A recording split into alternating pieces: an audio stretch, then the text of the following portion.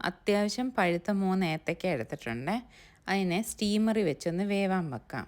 വെന്ത ഏത്തയ്ക്ക ഒന്ന് തണുത്ത് വന്നപ്പോഴത്തേക്ക് ഞാൻ നല്ലപോലെ ഉടച്ചെടുത്തിട്ടുണ്ട്.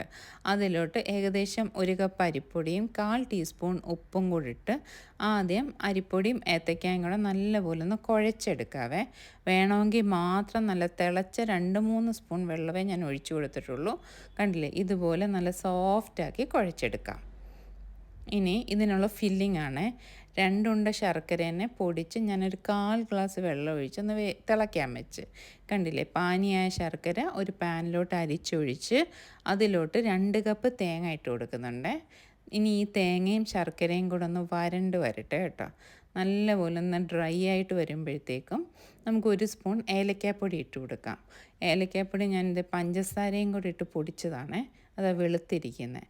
കണ്ടില്ലേ, എന്നിട്ട് ഇങ്ങനെ ആക്കണം ഫില്ലിങ്. കണ്ടില്ലേ, ഇനി ഒന്നുമില്ല, വാഴയിലയിലോട്ട് ആ മാവ് ഒരു ചെറിയ ബോൾ അങ്ങോട്ട് വെച്ച് കൊടുത്ത് പരത്തി ആ ശർക്കരയുടെ ഫില്ലിങ് ഒരു സൈഡിലോട്ട് വെച്ചിട്ട് ഫോൾഡ് ചെയ്ത് അങ്ങ് എടുത്താൽ മതി. ഇതുപോലെ കണ്ടില്ലേ. ഇനി ഒരെണ്ണം കൂടെ കണ്ടില്ലേ, ഇതുപോലെ ഫില്ലിങ്ങും വെച്ച് ഒന്ന് മടക്കി എടുത്താൽ മതി. നല്ല സൂപ്പർ സോഫ്റ്റായി നേന്ത്രക്കായ ആ വാഴയിലയിലോട്ട് വെച്ച് നമ്മൾ സ്റ്റീം ചെയ്തൊക്കെ എടുക്കുമ്പം നല്ല മണമാണ് കേട്ടോ. ഹെൽത്തിയും അല്ലേ. നോമ്പൊക്കെ തുറക്കാൻ നേരത്ത് എണ്ണയില്ലാത്തൊരു പലഹാരം, എന്നാൽ ചെറിയ മധുരവും ഒക്കെ ആയിട്ട് നല്ല ടേസ്റ്റി ഒരു നേന്ത്രക്കായ ഇലയട.